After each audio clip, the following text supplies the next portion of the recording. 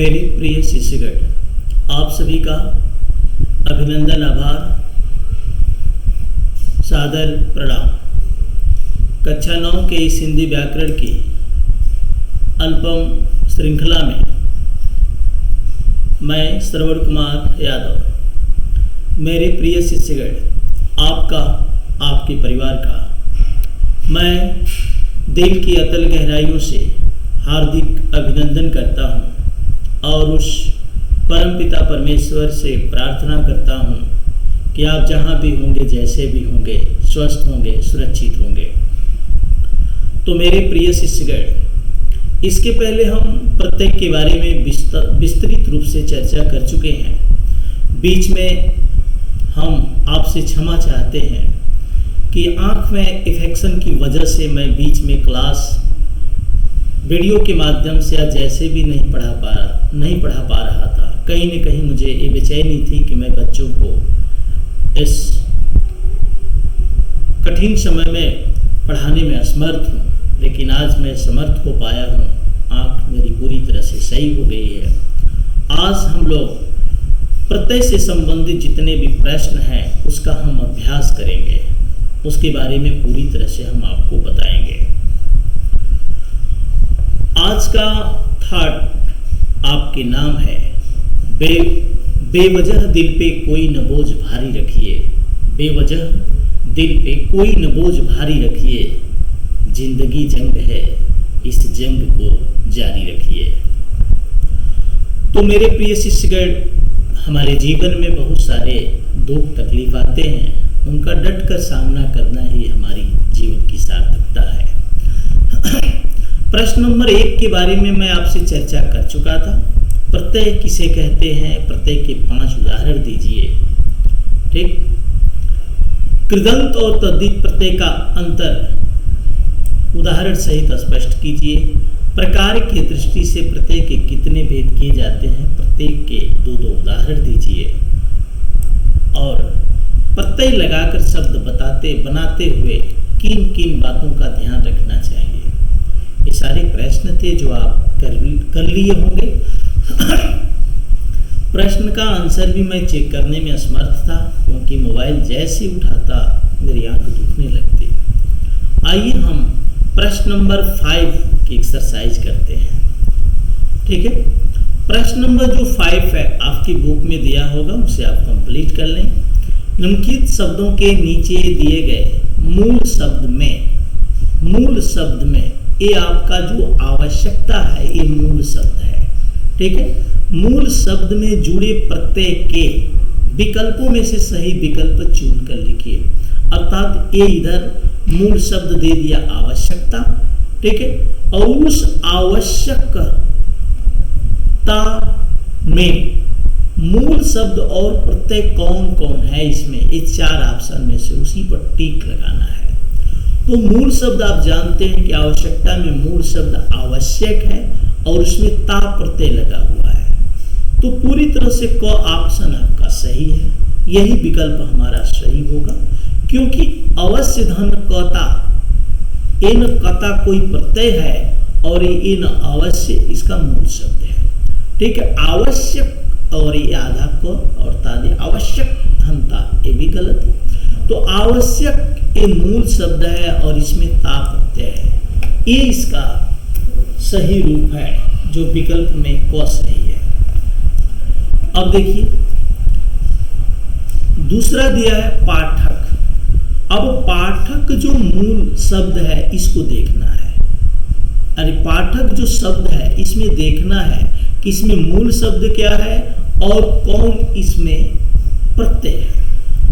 तो इसमें भी कोई आपका सही। पाठ देखते हैं, पार्ट 1, पार्ट 2, पार्ट 3, जिसे अध्याय लेसन भी कहते हैं। तो पाठ इसमें मूल शब्द हो जाएगा और क प्रत्यय है, जिससे एक शब्द बना, क्या, पाठक बना। तो ये क ऑप्शन आपका सही है, ख गलत है। पाठ धन ठक नहीं होगा, पठ धन अक नहीं होगा, पा धन ठक नहीं होगा। ठीक है, तीसरा है सनसनाहट। सनसनाहट पूरा शब्द है। अब हमें देखना है कि इसमें मूल शब्द कौन है और प्रत्यय कौन है। तो इसमें आप जानते हैं सनसनाहट में आहट प्रत्यय है और सन सन मूल शब्द हो जाएगा। तो सन सन में आहट जब जुड़ेगा तो सनसनाहट बनेगा। ये आपका सही जा रहा है। इसमें मूल शब्द अलग किया है और प्रत्यय अलग किया है। बाकी जो क है, ग है और घ है, इसमें मूल शब्द और प्रत्यय को सही तरीके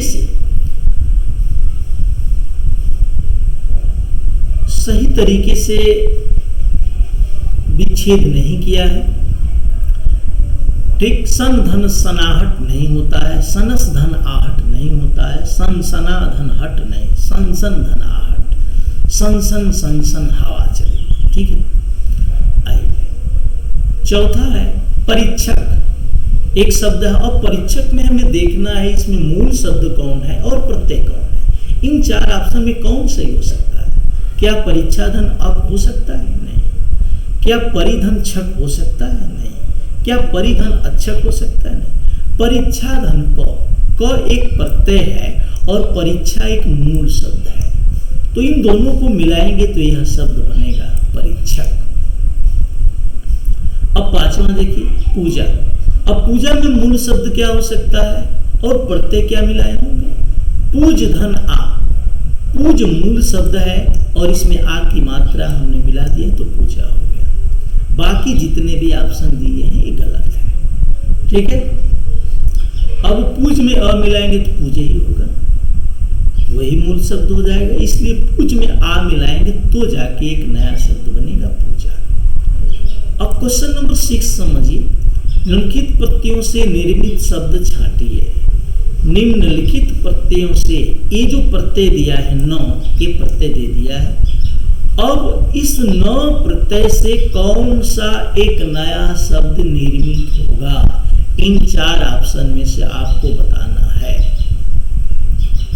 तो पतलून, क्या पतलू कोई शब्द होता है? पतलू नहीं, पतला होता है। पतलू में न नहीं। दातु, दातु कोई शब्द होता है? नहीं। चल एक शब्द होता है। चल माने चलना। चल एक शब्द होता है, उस शब्द में न प्रत्यय हमने जोड़ दिया तो चलन एक नया शब्द बन गया। नहीं कहते आपका चाल चलन सही है, चलन मतलब चलने का जो तरीका है, तो ये सही है आपका। ठीक है, अब खू में न जुड़ेंगे। खू, खू कोई शब्द नहीं होता है। मूल शब्द कोई आना चाहिए जिसका कोई अर्थ आए। अब देखिए दूसरा जो त दिया है, तो एक प्रत्यय है। अब ये त प्रत्यय किस मूल शब्द में जुड़ेगा तो एक नया शब्द बनेगा? क्या परा कोई मूल शब्द होता है? नहीं होता है।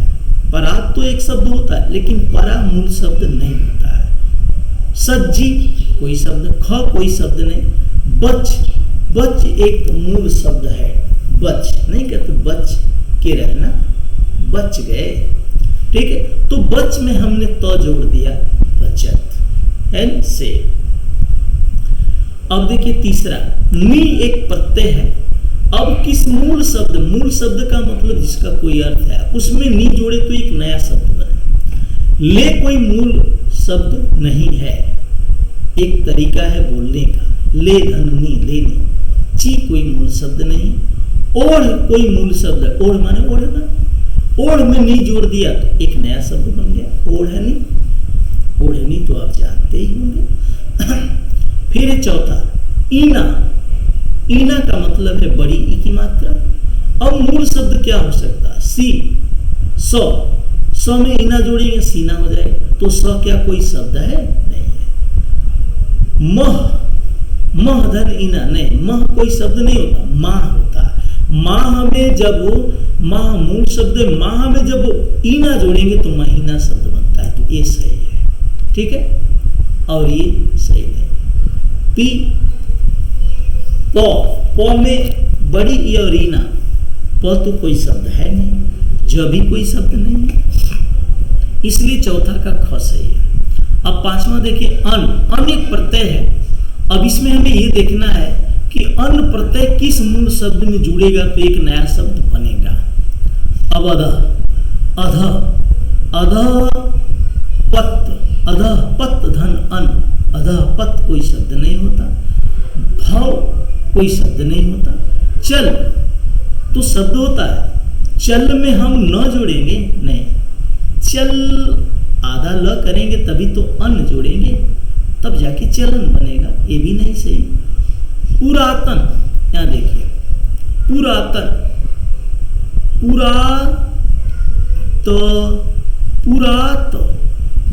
पुरातन ये सही है।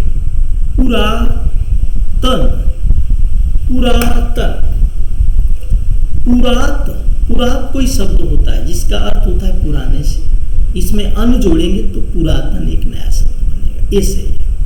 आइए क्वेश्चन नंबर 7 देखते हैं। निम्नलिखित शब्दों में कौन सा प्रत्यय प्रयुक्त नहीं होता? कौन सा प्रत्यय प्रयुक्त नहीं होता? जैसे समाज एक शब्द दे दिया है, इस समाज में कौन सा प्रत्यय इसमें प्रयुक्त नहीं होगा?